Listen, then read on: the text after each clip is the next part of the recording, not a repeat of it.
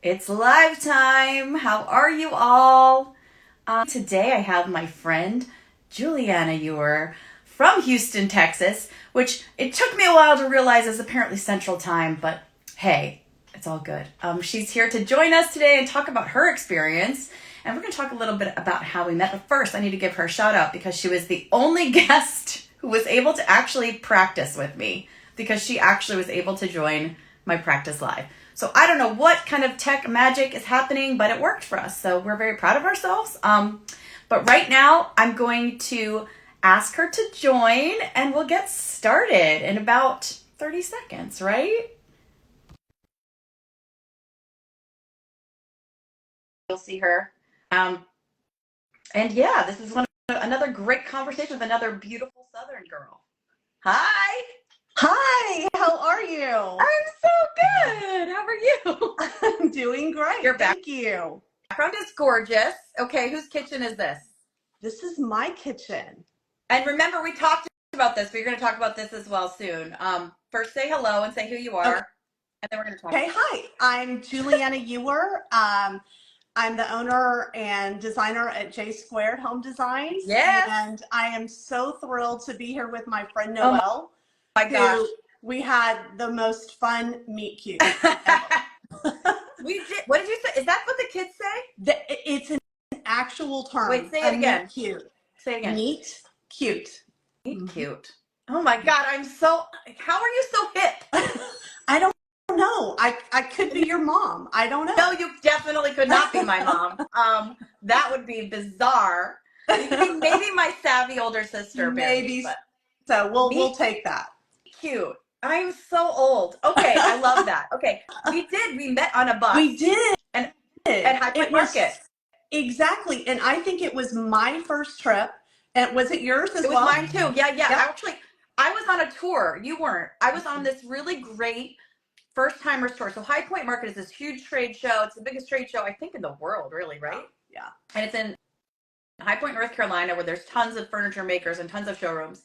And it was my first time. It's an amazing mecca of design. Yeah. And I went on this great tour where they sort of established already appointments for everybody. So you could kind of go through and see a bunch of different vendors. But you were just there with your team, right? I was actually there by myself. Okay. I actually just decided to go. It was something that I really wanted to do. My business was very new. Yeah. And I thought, I'm either going to jump off and really make this work. Mm-hmm. And to me, High Point is the place. Well, so if you've been to Dallas Market, other markets, they're wonderful. Yeah. But as Noelle mentioned, High Point is massive. There's just nothing quite like it. But I said, I'm going to be brave. I'm going to go by myself. And the first person I met on the bus at my hotel was you and your friend. My friend Dana. Yes. Of Plume Interior. So we are both we're known for being aggressively friendly. Oh, amazing. We've been called. Yes. We're very enthusiastic people. I especially am super enthusiastic about everything. So you were just so sweet and great and not turned off by our energy. I was thrilled. You and I and she were all drinking coffee, hanging out, chit-chatting on the bus.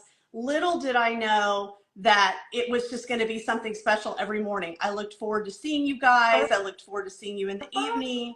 And we just started following each other on Instagram. And COVID hit. I mean, yeah. And your business boomed. And I started doing a show, which was a really funny thing because my business was kind of booming, but I also put it on the back burner a little bit. Yeah. But I guess I realize now because we did talk about it. This is such a cool thing to me about your story is that you also started your business later, like in life. You wanted to be a mom first. You were a stay-at-home mom. I was as well, a stay-at-home parent.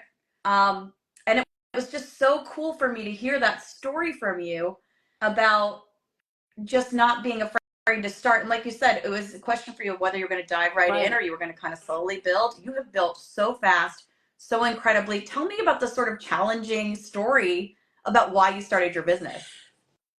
Wow. So I've told it before, and I think that it sounds so crazy, but here it is. Mm-hmm. I raised my kids, like you mentioned. I had dabbled in interior design. It's been a passion of mine for my entire life. I love all things beautiful. I loved touring homes. I loved showcases of homes and was involved in a few of those. But with my husband moving back and forth, I really had to kind of make a decision to kind of take a back seat and be there for the kids. It was just a lot of chaotic moving. And shorter version is both our kids were in college, and we were hit by a tornado associated with Hurricane Harvey. It ripped down our street, and I was actually in New Jersey, Noelle, with my older son, that was a talking point on the bus for us, was that my older son was at Rider University in New Jersey on a swim scholarship, and I was actually up there helping them move into a house. You're lucky. And New Jersey's a good luck charm for you. I know, but my husband was home. Oh my word. And I literally found out about the disaster on the news, because he's one of those guys that's like, I'm like, how are things? It's fine. It's okay. To freak you out. Yeah. I saw our house on live national news. You saw it? No. Yes. Our neighbors, everybody, every house on our street. Oh my God. Had about an acre lot. All of the fencing was torn, just flying everywhere. Every roof was off. Real. And you saw it. Neighbor. You had to call him and be like, oh, everything's great, right? I was so mad. He was standing on the news in the front yard. I could see our house. Our neighbor had the rotunda of their house, two-story rotunda, fall in, and they couldn't even get to their child. Was everyone okay in the end? Everybody was fine. No injuries except minor stuff. But big rebuilding process. I had to run that at our house. And at the end of the day, we were like, we don't need this much square footage. We decided to downsize, and everything was out of the house. We had to move everything out of the house. All the walls were ripped down to the studs. Oh my God. So we rebuilt it and realized we didn't have anything in it. And so when you're taking pictures of a large home with no furniture, it looks pretty bad. So, so you realize the importance of dressing up a beautiful space. Especially when there are a lot of homes for sale. And in Houston, it was a lot about a year later with all of the damage. And so we hired a staging company. It looked really rinky and horrible in our house. They had furniture for us, I would call it apartment furniture in a big house. It didn't work. My husband said, go buy furniture. Let's just invest and stage it so it looks good so we can sell it. And I started having phone calls, realtors and neighbors that were like, how did you who staged your house? How did you do it? I literally ended up starting a company very, very quickly to assist realtors who were friends of mine and homeowners in the neighborhood who were friends of mine. Realized I needed a business license. I needed to get everything organized, form a business. And it started with staging, and it led to everybody that was buying the staged home saying, would you do my house? So it just kind of ballooned a bit quickly. And then COVID hit, and people saw what I had done when I documented the remodeling of my home, and they're like, can you do this at my home? And we partnered with general contractors, because I am not a GC.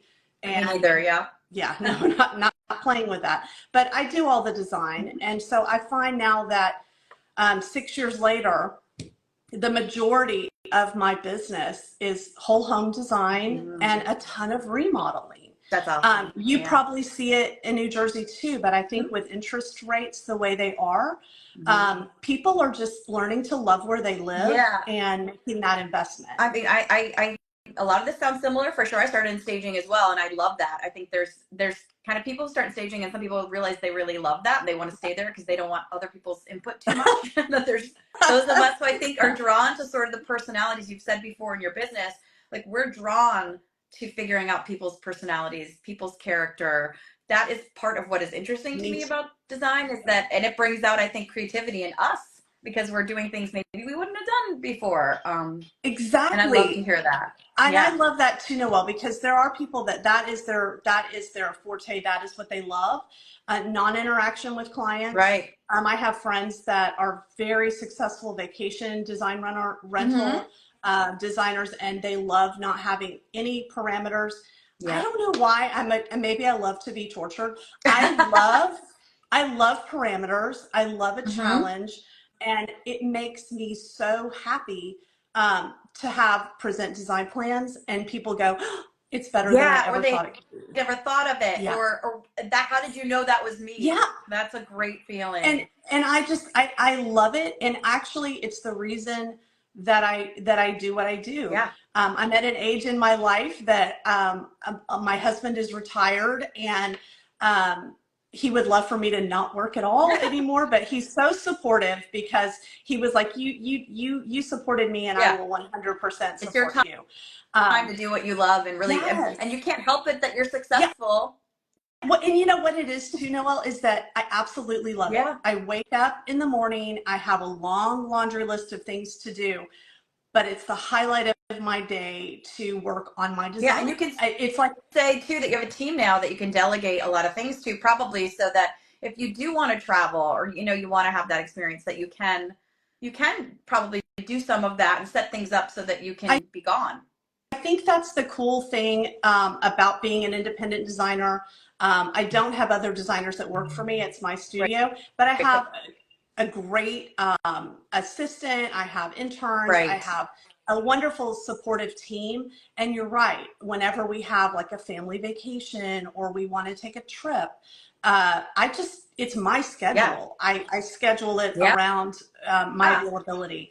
But I'm also very careful to not take on more projects that I feel like I want to be there 100% for every one of my clients. And this is a very interesting point that I love to talk about, because not all of us, not everyone is at a stage either in life or has the interest to build an empire. It's really about doing phenomenal work, employing people, right? And picking the projects that speak to you and are going to fit within your schedule without the burnout, without the complete burnout.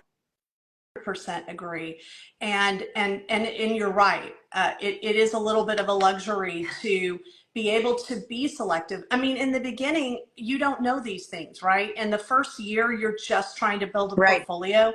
You're just trying to build credibility, a reputation. And, you get to the point where, you're a hugely successful HGTV host, an amazing designer. Depends, and, you can be. On your perspective, I think. Well, I'm 100% a fan. And so you can be very selective. And I'm at a point where, because I'm not 25 years old and I'm not trying to start a business that's going to be a 25-year business, right? That I can be selective, and it's been absolutely amazing. And I don't know how it works, but the clients that I get, most of them are through word of mouth recommendation. Don't do a ton of advertising. I don't think a lot of designers do a ton of advertising. I don't think so either. Most people seem to it's the word of mouth, and it's the visiting and doing the social media and all that stuff. Social media is important. I agree. And somehow I feel like right away whenever you're doing your discovery call or however you vet your clients, if the project is good for you, if the project is good for them, you have to be a good fit for them as well. Yes, that is very important, actually. I think it's a great way also for people like us who really care about the characters and people they're working for, to work that into your discovery call. To make sure that, you're not approaching like, I want to see if I want to take your project. I think from their perspective, it's much better to come to them with we want to make sure we're a good fit for you. Absolutely. And it's so true. And I think that, most designers, and if you don't do it, you should do it. You should have, a welcome packet that you're able to email prior to a call, and be able to let them look at your process and say, this is good for me. If you have design minimums, whatever your criteria are, that they're fully aware that on that discovery call, they can also ask questions. I mean, I think that's actually a question I have for you as somebody who um, you've built this from scratch, and you have now the assistants. By that I mean people to kind of help you with the back end and all the legwork. Are there specific like systems that you can't obviously tell us all your systems, but obviously are there, you use some, are there systems specifically that you're like, oh, I really couldn't live without this system or this software? You know, not really. Not really. I feel like probably a lot like a lot of people that are starting in this career as a second career. I think I brought a lot of really good administrative acumen in. I'm a creative, but I'm also very organized in the sense that but what do I ran you use? Do you do like spreadsheets, or do you do like? I do, but at the same time, I also implement a binder for every single project that I have. So you're a hands-on lady. I know people like that too. They like the planners, the physical planners, the physical binder. And obviously we use, SketchUp and all of the, the Files, rendering, softwares. But I'm a very hands-on person, and so I love to have my hands on, knowing what's going on in every single project. And I also give the same project binder to my clients, so they know they've signed a tear sheet, they know what they're ordering, they have all of their pricing. Right. They also have design boards of everything they've approved, and finished samples, fabric samples, everything listed out. I'm a nut. I like to it's so funny touch it.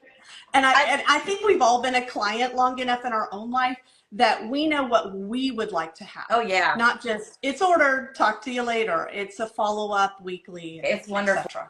I mean, there are some great, what I love about what I use a lot of digital. I do have it's called Design Files. I really love that software because it's a living document, and also all the visuals and all the documents and everything there. But then also, of course, we give our clients the pouch with the, all the samples and and everything with it, so they can physically feel and touch things. But there's so many great, there's so many great softwares out there. I'm not going to endorse anyone. But if you don't have that, it's incredibly important, especially as you start your procurement process. Sure, and it probably depends on your clientele. I mean, you said, you also had been talking to me about it before, that you're really finding, do you feel like your clients are really mirroring where you are in life a lot right now? Like, they're sort of your people? It's really kind of an interesting question, Noelle. I'd never thought about that. Actually meeting with a couple today that are exactly in my situation in life. They have young kids. They've lived actually in my area. They're downsizing from an extremely large home to have a home base in Houston that's more of a smaller scaled down version, because they also own property in other locations, similar to what I do. You don't want to be around. Your kids are not there anymore. Yeah, exactly. But I also do have a lot of amazing clients who are young mothers. I have that client right now. I also have a client that is, she is a beautiful, happy, very highly educated businesswoman, and she travels constantly and loves to have a process in place, because she doesn't want to worry about this. She just wants me to worry about it. And so, I mean, I have a little bit of everybody, but when you do have that client that is your phase of life, it's fun, because you can easily say, this is what I need and this is the flow, and I understand where you are. You really understand where they are. Yeah, same thing with young moms, though. We've all been there. Absolutely. Those of us that have children, oh my God, they're in a Krypton phase of life. Krypton is a fabric too that's like indestructible. Exactly, and we're so thankful right now in the world that there are things like that, because you can kind of convince people a little more about their investment if they really know that it'll last 100%. And I think it's important as a designer to be aware of people's lifestyle, because we want it to be beautiful, but we also want it to be livable and be conscious of their lifestyle. For sure. It depends on who you're designing for, I guess, for sure. But I mean, I 100%, I tend to almost sometimes accidentally scale down before I even present, because I'm like, I just don't see how that's practical for them. Well, maybe they could do it. So that's interesting to hear too. How long have you been in Houston? Your whole life? No, I'm I'm definitely a Texas girl. I was born in Austin. I was raised in San Antonio. I went to high school in Wow. Dallas and went to college in Nacogdoches, Texas, All over and the then place. moved back to Dallas and got married in Dallas, had my kids in Dallas. And when they were very young, we moved to Houston. So I think I've been in Houston about 20, let's think, the better part of about 25 years. So it really feels like home to you. It does, but ironically, when I go back to Dallas, I learned to drive in Dallas, so everything is very familiar. I had my wedding in Dallas, and I was in outside sales in Dallas, so I know Dallas kind of inside and out, so I love it. Yeah. But yeah, I've never lived outside of Texas, but we do have property in Colorado and in New Jersey. I mean, not New Jersey, in North Carolina. But I will tell you, New Jersey is one of my most favorite places. Really? Because you've never been there for college. No, I had never been there until Brandon went to college. Right. And I'm telling you, it gets a bad rap on the TV show list, but it is one of the most beautiful, rural, gorgeous places. 2/3 of the state is that, you're right, and then like a third of the state, or a portion of a third of the state has this gorgeous shoreline. Oh my God! I mean, if you ever get a chance to go to the shore, it's really phenomenal. And then where I live, I am definitely right outside the city, so it's a suburban area, but I love that, and I love that in an hour I can get to the mountains, in an hour I can get to the shore, and in less than an hour I can get to the city. So for us, we love it, and historically we've had really great 4 seasons, 4 great seasons, which I love. Yeah. I mean, I don't guess you never really experienced that. So jealous of that, Noelle. And I will tell you, my son was like, "Oh my gosh, Mom, we had to get a shovel. We couldn't get out of the driveway." He'd never shoveled snow in his life.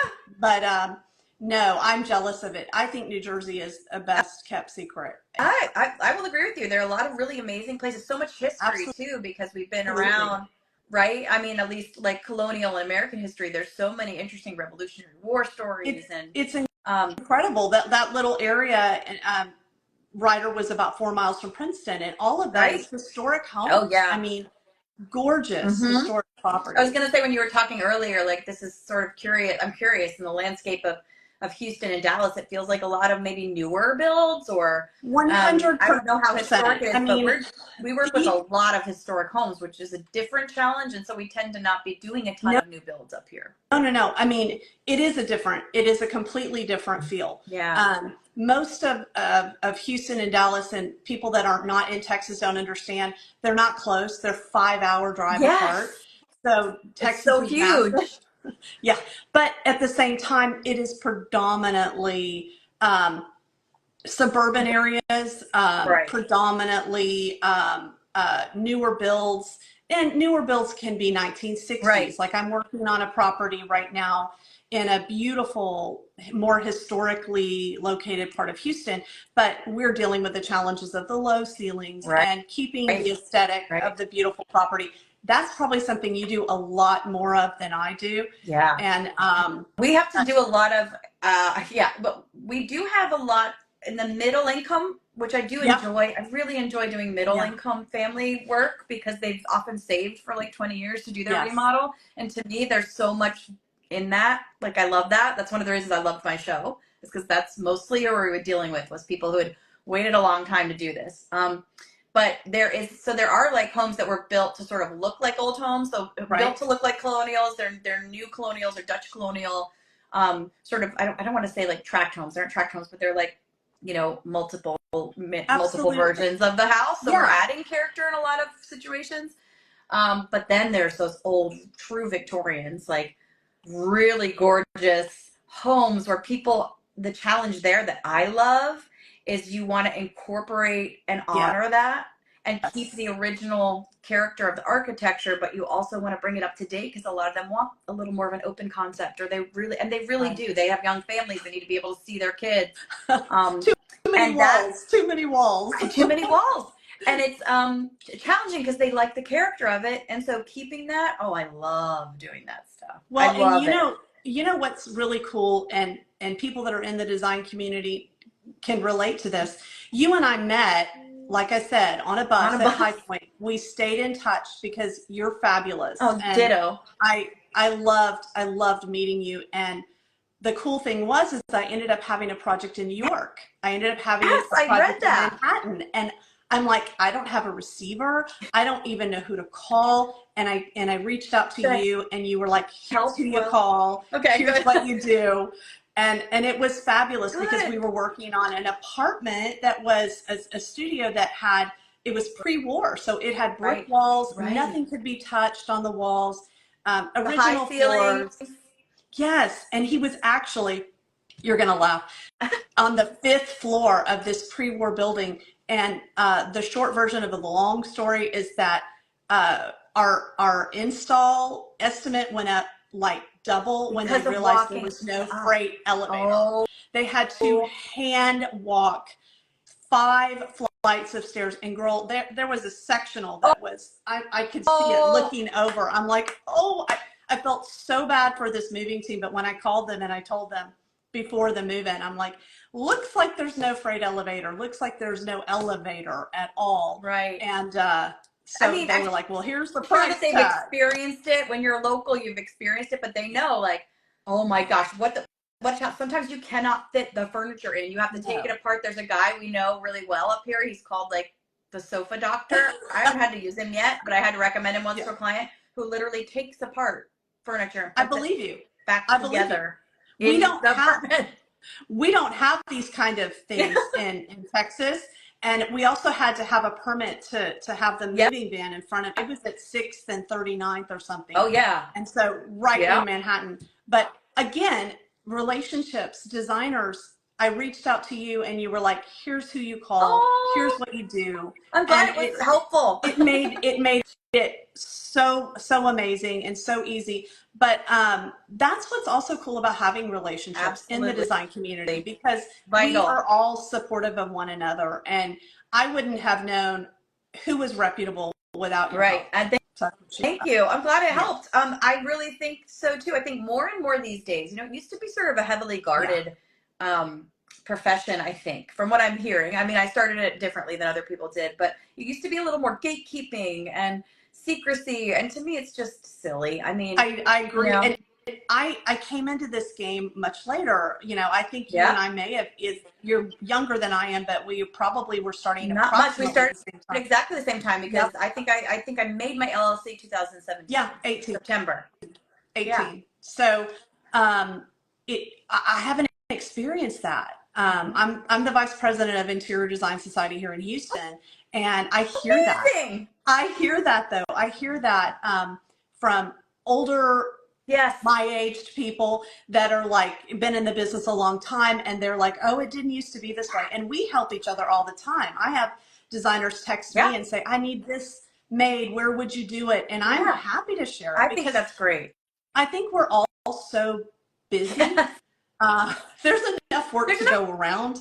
And quite frankly, if for example, you share your contractor, your mill worker with somebody, and they start working for this new person you shared them with, and they don't want to come back to you, maybe there's a reason. 100%. You got it's just fitting. It's fitting the right fit. You'll find the right fit. I agree. That doesn't happen. I mean, usually there's plenty of work to go around, and everyone's really happy to share, because that's how we grow and how we learn. And at High Point Market, as you mentioned, I know you've become extremely involved at High Point. I love it. And I'm doing one of the fun tours this time. Are you doing the influencer tour? I was the influencer tour last in the fall, and this time I'm doing the insiders tour. Great. So I'm doing a half-day tour, April 12th. It's nice because it is a half day. So if there are new designers that haven't been to High Point, go online to highpointmarket.org, and I would love to sign up for her tour. Yes. Yeah. That's a really great way. Exactly. So this is how I started. It was it was like you had to apply ahead of time and be selected and all this stuff, but it was awesome. And you had to be first timer. So it was like the whole thing. Yes. But it's such a great way, even if it's just a half day tour, even if it's just a sweet spot tour, which I did a few of last year, like, do some tour if you have the time, because it gives you a fresh perspective. There's no way to see everything anyway at High Point. I the first time I went, because of that tour I went on, I fell in love with certain brands that I still use to this day all the time because of that I may not have discovered. Right. And I just think it's so helpful. Impossible. I mean, it's divided up into districts. And so if you're there 5 days, you may get a swathing of every district, but I'm still discovering things. Oh yeah, absolutely. Me too. And Shop Object is this really new cool thing they're doing. Did you experience that last year? Yes. Yes. It's gorgeous. I love the like makers marts. And so it's like, it is that. It's like all these individual makers from all over the country. I mean, it's just gorgeous, original art pieces and decor items. And so there's just so much to see. But I hope people do come to High Point Market. I mean, you have to be a professional. You have to be a buyer or a seller. You have to be professional. But if you're a new designer, please come and check out your tour. That's a perfect segue into our final questions here. Don't be afraid to come by yourself. Nope. Do not. There, you will get sucked into a community of wonderful people who will lift you up and make you feel part of it. Absolutely, especially if you're aggressively friendly like we are. Okay. Yes, you are. So what would you say is warming your heart these days? Oh my gosh. Warming my heart these days, it probably a lot of family things. I love being able to spend time with my family, and one of my adult sons has moved back to Houston from LA. So it's been so fun he has a very serious girlfriend. Okay. And so it's been very fun to watch them adults closer to home, right? Whenever he'll come and visit us on the weekend or whatever, it's beautiful. It feels like a full circle moment, huh? It is. And then hear them complain about work and this and that and oh, this is expensive, and I just kind of remember those days. Yeah. Yeah. Oh my gosh, that's so sweet, because I have one adult child. Yes. He's 18. Actually, wait, did he just turn 19? I'm so embarrassed. I think he just turned 19. But he's his first year of college. Oh, wow. So I look forward to that. I think he loves it here, so I imagine he'll move back. And there's so much work in New York that sometimes people move from all over the country, right, to come here. So he's in computer science, so I'm secretly hoping he will stay. It is expensive, though. It's expensive. He'll be in my basement, probably. It is expensive, but both of mine went to college out of state. Yeah. And so they both originally, my son that is back in Houston is 27, and he's been in LA for 5 years. Yeah, he had that experience, right? The big city, the working for the big places. Yeah. Ready to not do it. And then my younger son is more, he's a more rustic kind of a guy, and he's 25 and he has a house in Bozeman, Montana. I don't think he'll ever move home. Oh yeah, I hear once you go there, it's real hard to. It's beautiful. And not for me. Negative 25 in the winter is not for me. But I hear it's incredible. It's someplace I would like to go. I would love to go. I have a part of my heart is out west too, because I grew up going to Nevada in Reno, Nevada. But we would go to the Truckee River and do all that stuff in Lake Tahoe. So I have a big part of my heart out there that I just haven't been able to explore. So that's awesome to hear. Okay. So also my next question, what is home meaning to you these days then, as somebody whose kids are out? Yes. Everything like that? Home is just ironically a little sanctuary for me right now. I think that we all had our home become a little bit of a sanctuary after COVID, but because we needed a space that was anyway. Yes. Well, and because of our damaged home and the downsizing and all of that, it took a while to get, and starting a business all at the same time. It's a lot. It took me a lot to actually focus on my own home. Right. And my husband was like, you're doing all these other people's homes. When are you going to do our home? You did it. You did the remodel. Yeah, I did an absolute down to the studs remodel of this house, because it was weighing, are we going to stay here? We bought the home honestly, Noelle, to just like almost store everything out of the other house, so that we could repair it. And then it was like, okay, do we like this? Do we really want to be here? So yes, it's now finally feels like a home that I want to be in, and I love that. But that means sanctuary. That means having a place. It is, but we have a lake property, and I honestly feel like when I'm actually retired, we'll probably end up there. If you do that. Yeah, I think we'll probably end up there. It's idyllic. And amazing. Like you, I'd love to be more full-time in a beautiful, more rural area. Right. But I would love to have a vacation home like that. That's my dream. You'll have to come visit me. Okay. It's a date. Because I want to go to Round Top, which is not anywhere near you. Oh my God.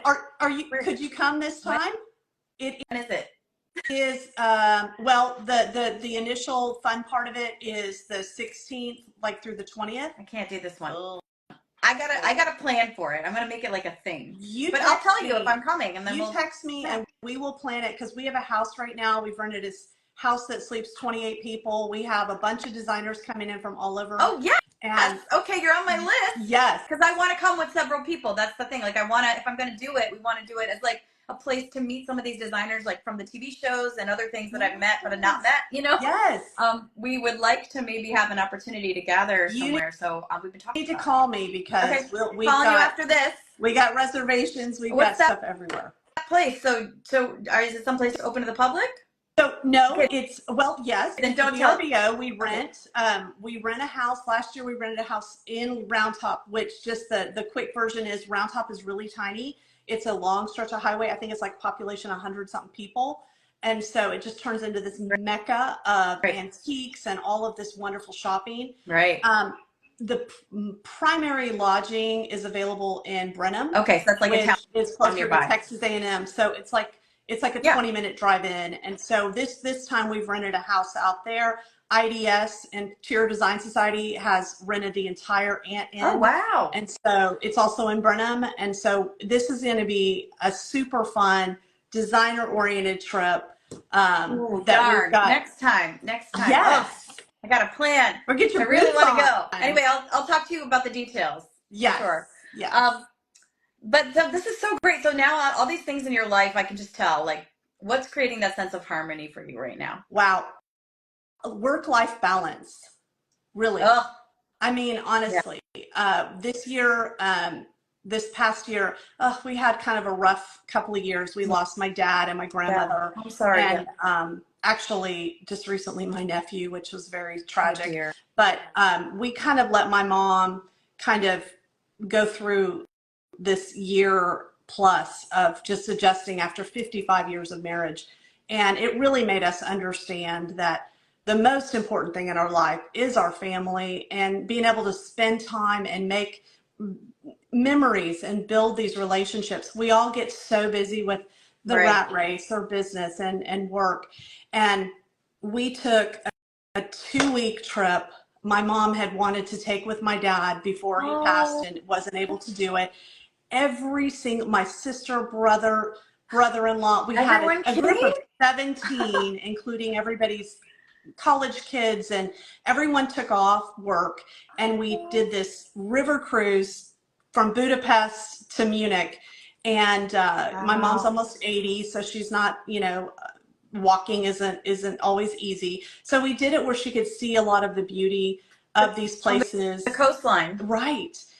And it was really hard. All of us are like, you've got things to do and people are, wanting to reach you. But I really feel like that finding a balance where you can just unplug a bit and take time with your family, whether it's in your neighborhood or, on a trip far away, embracing these relationships that are not always guaranteed to be here. Exactly. So it's finding that balance, like you said, right? Between being able to afford the time and being able to not afford the time, right? Like you may not be able to afford the time, but you also can't afford not to do it because then you will miss this opportunity. Right. So it's hard to do. We're also trying to plan some kind of family vacation. We never go on vacation. We're still in the money saving time. I hear you. But we're like, we know we want to save money, but also we need to try to like get everyone before my son gets so old, he's off doing his own thing, You're so right, Noelle, because then while he's a student, embrace it, because we still try to do that. I know when our kids were, in school still, in college, even though they sometimes are cranky, we were like, this week we're doing a family trip, whether it was, Colorado or something, just where they're with us. Yeah. And it ends up being the coolest thing because I love every phase of life, but I'm telling you, adult kids are the most fun. Yeah, I'm excited. They're so great. And ones too, so we have a 10 and a 12 and then an adult. So yes, but at the same time, their work gets in the way. I mean, right. They have a schedule too, right. and they're really just starting out once they get a job. Even junior year, senior year, they're starting to take internships and all this stuff. So that's why I'm like, he's a freshman. Yes. You got to do it soon. You do. Oh my gosh, you're so right. Well, do you have a show and tell for us? I do. I have a couple of things. Yay, I love a couple of things. So I love to travel, and that is like something that I always carve out time for. And used to be you would get a shirt or a hat or something, you know. I said, you never wear or use these things. So I decided every trip I would take, I would find something cute. I would go to an antique place. I would do something. And so like little crazy things like blue and white. I'm obviously a blue and white fan. I mean, in Charleston, I would find like this cute little shell that's painted, something that you can actually display in your home. I love antiques too. And like this little old book I found in Oxford, England, and it's this tiny little, it's called A Bad Bold Bunny. How funny is that title? That sounds like you. But it is like worn, and inside it has like a little notation from 1901.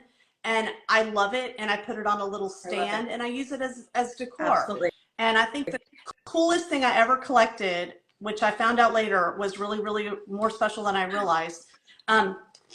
We were in Ireland, and I went to a place called Powers Court, which is a courtyard, and I love botanicals. And there was an artist there named Nicola Russell who was painting botanicals. Beautiful. And actually, when I buy art, even if it's anywhere, I always have them sign it on the back and put a little note to me on it so I remember where I got it. And where you're this woman, her name is Nicola Russell. I didn't know who she was. She painted Bill Clinton in the Irish White House. She painted pictures for the Queen. She had this was not expensive. Like, oh, I like your art. This is not expensive. I just thought it wasn't cheap, but it wasn't like. But as an original art piece, And I bought it, and I found out recently that she passed away in 2015, and so it's now extremely special to me. But she was a burgeoning female artist in Ireland. And I put a note on the back of it to my kids: do not throw this away. Do not get rid of this ever. I think it shows that you have an excellent eye. I always like to say that, when you find these treasures, it's for a reason. It's because you have that eye that's like, this is special. And I think it's fun just to have a little something. It doesn't have to be a actual souvenir, but I think turn like little things into souvenirs. It's better. You're getting a story. You're getting history of the place that you're going to. It's better. It's the best advice. Go to an antique shop if you're going abroad, and pick up something there. Almost everywhere you're going to find something really special. I love that. You've been a joy to talk to. You're always a joy to talk to. Thank you. Sometimes, like I said, ask my kids and they'll be like, what? My daughter actually told me the other day, we were sitting there with her friend. She's like, you're different when my friends are here. I'm like, ew. It's like, I'm just a little bit more, fun. Telling you to clean up your room in front of your friends. Exactly. I said, I'm not calling you out on your bad attitude in front of them. That's what you mean. They're great. My kids are great, but it is a funny age. It is. Sure. I remember those days well. Yeah, preteens. I don't know how you're doing it, actually. I really don't know how you do it all. No, well, you need to have an Instagram live with just yourself on it and give advice for how you're doing. Well, the truth is I limit a lot of what I take on. I'm just not, you see, my Instagram is like, okay, it's fine. It's representative of me, but I certainly do not curate amazing content to share all the time and create but this is what I like to do. I like to talk to people and I like to do my work, and I'm trying to be better about documenting my work, but because I'm not good at that. You know what I mean? I'll just be there at the meetings and I'm like, oh crud, I should have put it on Instagram. But it's okay. It's all worth it. It's the balance. That's what it's about. And I think you've taught us a lot about that as well. And we'll talk soon in High Point. Talk soon. We'll get a picture. We got to get a picture. Have to do it. Okay, well, I'll find you. Today. All right. Bye. Thanks so much. Bye.